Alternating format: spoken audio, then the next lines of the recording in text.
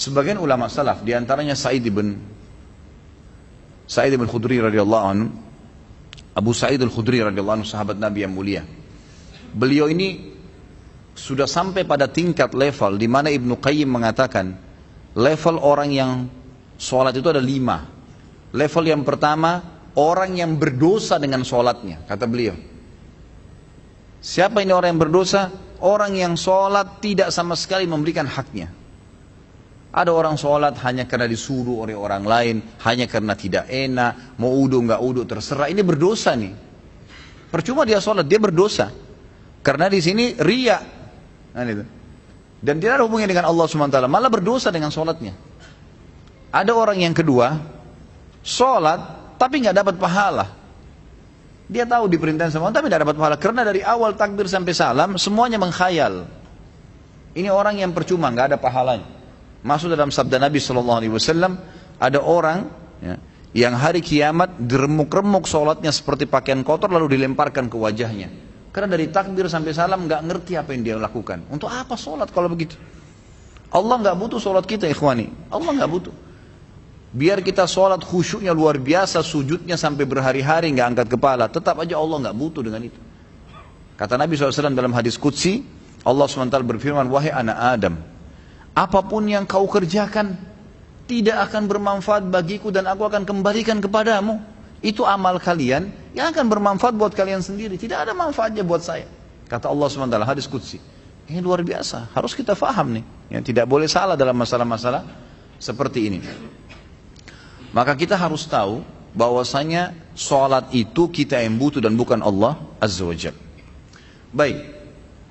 Abu Sa'id al-Khudri, Ibnu Qayyim mengatakan tadi orang yang kedua adalah orang yang tidak dapat pahala sama sekali. Yang ketiga, orang yang dapat pahala.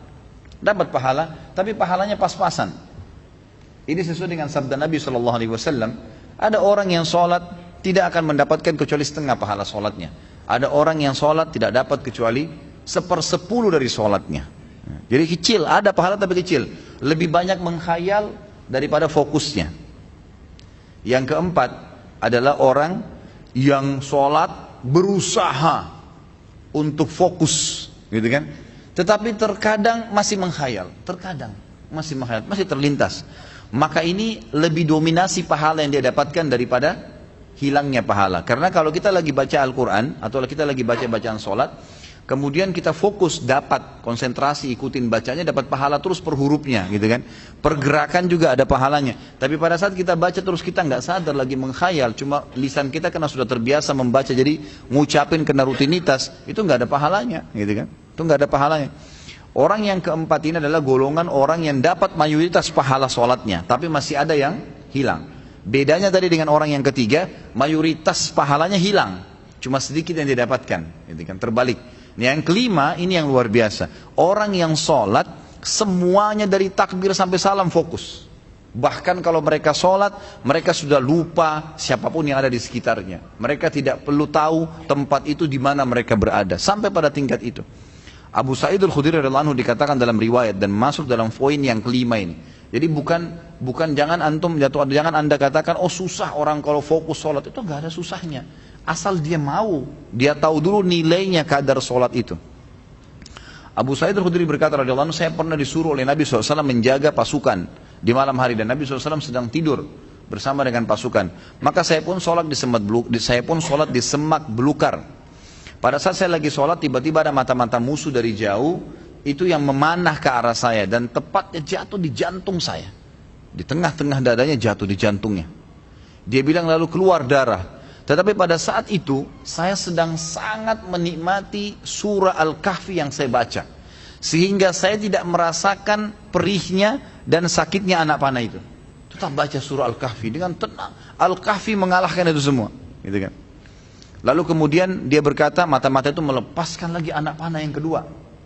Dilepaskan anak panah kedua, jatuh tepat di sebelahnya anak panah pertama, tergores, keluar darah lagi. Tetap saya masih belum merasakan sakitnya karena nikmatnya membaca surah Al-Kahfi. Sampai musuh itu melepaskan 9 atau 10 anak panah. Sasarannya semua hampir sama, di jantung. Dia bilang, kalau bukan karena saya khawatir, ini sudah mulai berat. Ini 10 anak panah di dadanya.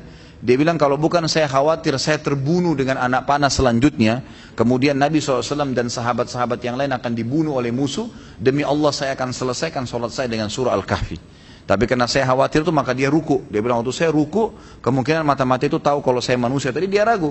Kemudian dia lari dan tidak jadi menyerang pasukan muslimin. Tapi saksi bahasan kita bukan masalah perangnya. Bagaimana Abu Sa'id Al-Khudri bisa fokus sampai tidak merasakan sakitnya anak panah. Coba nih teman-teman di sini kalau digigit nyamuk. Ya. Digigit nyamuk gimana tuh? Jangan kan digigit, baru suaranya sudah buyar semua konsentrasinya. Gitu kan? Seseorang di antara sahabat dan tabi'in dinukil dalam buku-buku tentang khusyuan sholat, kumbang datang menggigit, menyengat dahi mereka berdarah, mereka nggak bergerak, seperti batang pohon yang kokoh. Luar biasa. Karena mereka tahu sama siapa mereka berhadapan, gitu kan? Dan memang ini sudah menjadi tradisi mereka ya.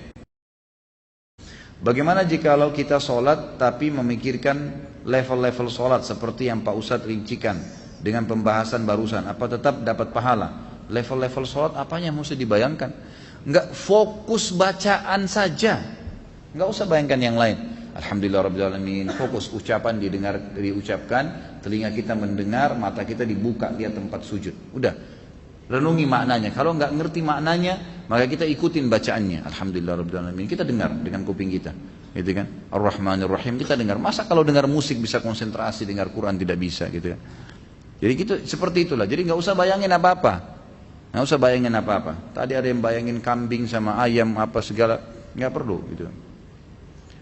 Apakah level-level tipe sholat tersebut berkorelasi dengan level-level dosa yang telah kita lakukan? Dalam artian level 5 itu dosanya sedikit. Iya tentu saja. Karena itu memang ada hadis Nabi SAW. Ya. Jadi dosa itu bisa menghambat rezeki dan bisa menghilangkan atau mengurangi konsentrasi kepada Allah SWT. Malasnya kita ibadah justru karena adanya dosa. Salah satunya. Maka coba perbanyak istighfar. Perbanyak istighfar. Saya punya pengalaman pribadi, pernah saya belajar waktu saya masih SMA kelas 3 di kota Madinah pada waktu itu tahun 1993. Kemudian saya di masjid kampus lagi menghafal materi balaghah. Memang agak sulit waktu itu materinya. Saya coba hafal nggak bisa, lupa terus. Saya juga kalau sholat, gitu kan, sering kadang-kadang tidak konsentrasi, lebih banyak menghayalnya. Subhanallah, ada teman dekat saya, Dr. Muhammad namanya, sekarang baru selesaikan S3-nya doktornya, adik kandungnya Dr. Sulaiman Raheli, sahabat dekat saya, gitu kan. Maka beliau datang ke saya dan mau mengajar, waktu itu beliau tingkat 2 kuliah di kuliah hadis, ngajar saya.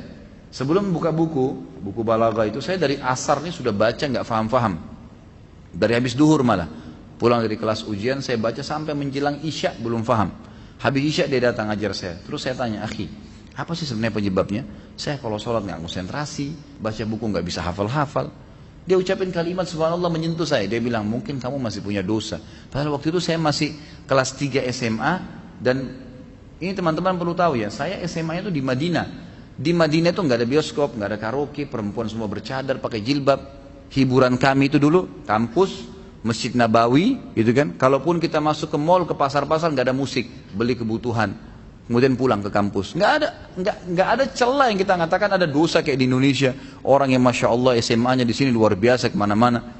Tapi itu saja masih cukup membuat saya tidak bisa khusyuk gitu. Lalu dia bilang, coba akhi, ente istighfar kepada Allah SWT. Kemudian coba sholat. Ya, kan? Mungkin tujuan dia waktu itu mengajak untuk sholat taubat ya. Ada hadis Nabi SAW riwayat Abu Daud dengan sanad hasan. Tidak ada seorang hamba yang berbuat dosa, kemudian dia berwudu, lalu dia sholat 2 rakaat, lalu dia beristighfar, kecuali Allah ampuni dosanya. Maka saya astagfirullah wa atubu ilaih, saya berdiri, saya sholat. Waktu itu 2 rakaat menghadap kiblat, subhanallah. Begitu saya salam, ini pengalaman pribadi. Begitu saya salam, saya belajar dengan dia setengah jam buku itu saya fahami. Setengah jam buku itu saya faham. Bahkan saya hafal hal-hal yang tidak saya hafal sebelumnya yang sudah mungkin 6 jam saya belajar. Gitu kan, subhanallah. Saya jadikan patokan, ternyata memang dosa bisa jadi penghambat itu. Maka makin pekah, makin dekat dengan Allah SWT, maka makin berpengaruh kehusyuan tentunya.